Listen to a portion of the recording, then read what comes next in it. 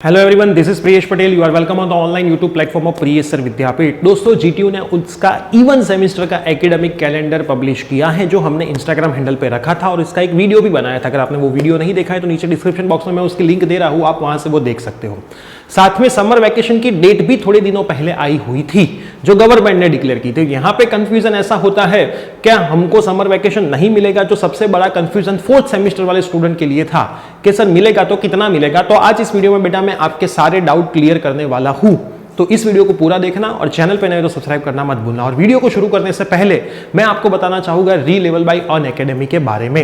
री लेवल एक ऐसा प्लेटफॉर्म है जहां पे 100 से ज्यादा स्टार्टअप और बड़ी बड़ी कंपनियां स्टूडेंट को उनके स्किल के बेस के ऊपर जॉब देती है, जहां पे आपको ना तो एक भी पैसा देना है, जस्ट उनकी एक टेस्ट क्वालिफाई करनी है। टेस्ट भी फ्री ऑफ कॉस्ट होती है। वो टेस्ट क्वालिफाई करके, आप 18+ हो तो वो टेस्ट क्वालिफाई करके विदाउट एनी डिग्री आपकी मनपसंद कंपनी में अच्छे अच्छे पैकेजेस में जॉब पा सकते हो। लास्ट 6 मंथ ने री लेवल ने 15 करोड़ से भी ज्यादा पैसों की जॉब स्टूडेंट को दिलवाई है।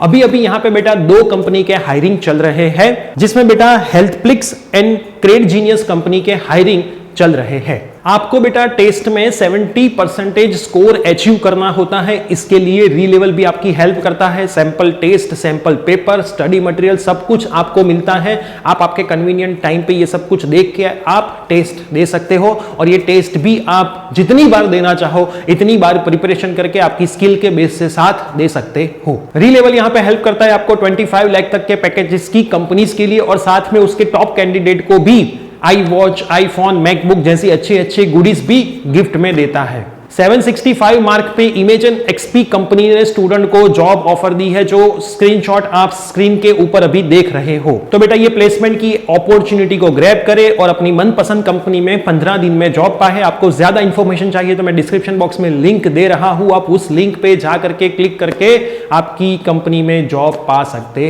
हो। अब बेटा हम बात करते हैं आपके academic calendar and summer vacation के रिगार्डिंग। तो चलते हैं डेट्स की ओर। तो डेट्स के ऊपर हम नजर डालें थोड़ी, तो आपका जो इवन सेमेस्टर का सेशन है बेटा, वो इवन सेमेस्टर का सेशन इस बार 17 जनवरी से लेकर के 10/6 तक का है, जून तक का। 17 जनवरी से 10 जून तक का आपका ये सेशन है। तो ये इवन सेमेस्टर तो आपका शुरू हो चुका है, मतलब कि फोर्थ सेमेस्टर तो आपका कंटिन्यू हो चुका है। मान ले कि जनवरी से शुरू हुआ था 6ठे मंथ में, तो अभी 3 मंथ आपके बाकी बचे हैं। क्लियर? यहाँ पे 2 मंथ, 1.5 मंथ जितना तो चला गया है, 3 मंथ आपके बाकी बचे हैं। और उसके बीच गवर्नमेंट ने उसका समर वैकेशन भी डिक्लेयर किया है, इतना बड़ा, 1 मई से लेकर के 14 जून। तो 1 मई से लेकर के 14 जून तक तो आपका समर वैकेशन अगर देते हैं ये लोग, तो समझना कैसे होगा, कैसे आपका समर वैकेशन यहां पे गिना जाएगा। मान लो कि आपकी कॉलेज में सिलेबस खत्म कर ले 5 या 10 मई के आसपास, आपकी एग्जाम 10/6 के बाद होने वाली है।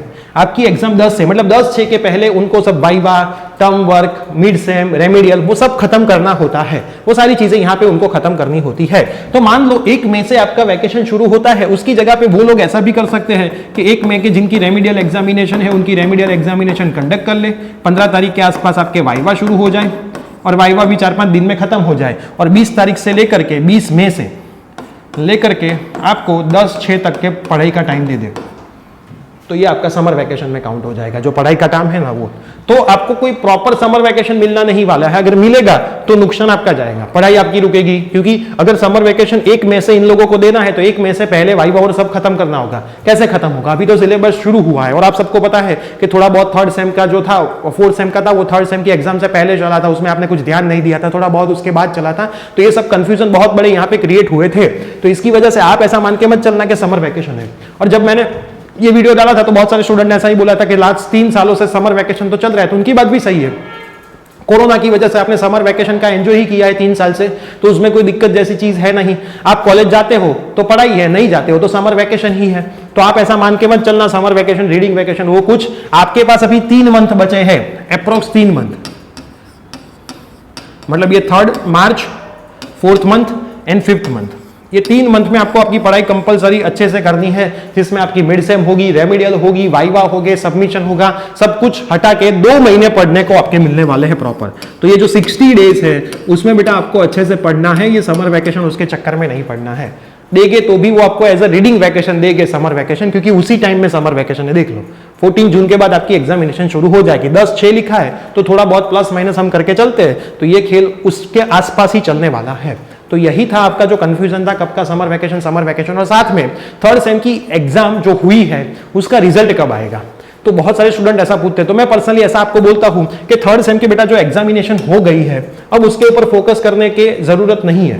अभी जो फोर्थ सेमेस्टर आने वाला है उसके ऊपर फोकस करिए। आप रिजल्ट की डेट के बारे में सोचते रहोगे और जब रिजल्ट आएगा फिर मैं जोरदार टाइम टेबल बना के मेरी पढ़ाई करूंगा, ऐसा अगर आप सोचोगे तो इतने दिन आपके वेस्ट हो गए। उससे अच्छा है कि फोर्थ सेमेस्टर रिजल्ट जब तक आता है तब तक जितना हो सके उतना कवर अप कर लो, फिर अगर थर्ड सेमेस्टर में 80-80 आती है तो आपके पास पढ़ने का टाइम बचेगा। आप वो नहीं करोगे, बस सोचते रहोगे फिर टाइम टेबल बनाओ, बहुत मैं फेल होने वाला हूं, टेंशन लेते रहोगे, या फिर कितना रिजल्ट आएगा वो टेंशन। देखो रिजल्ट तो थोड़ा कम ही आने वाला है, क्योंकि 7 सेमेस्टर का रिजल्ट मैंने देखा है खुद ने बहुत सारी कॉलेजेस का, और स्टूडेंट के मैसेजेस जो है उसके ऊपर से बोल रहा हूं रिजल्ट कम ही आता है। इस बार तो और कम आने वाला है, क्योंकि स्टूडेंट ने प्रिपरेशन नहीं की थी, सीधे एग्जाम दिए थे। बहुत सारे स्टूडेंट एग्जाम में अपीयर भी नहीं हुए थे।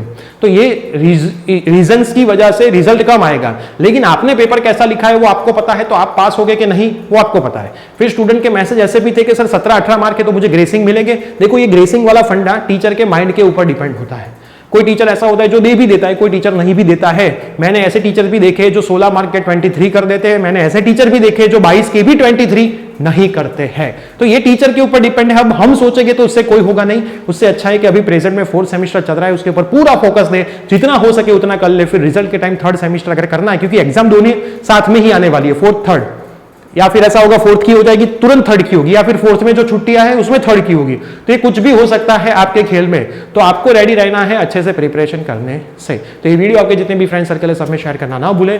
मिलते हैं न्यू अपडेट के साथ, till then bye bye, take care.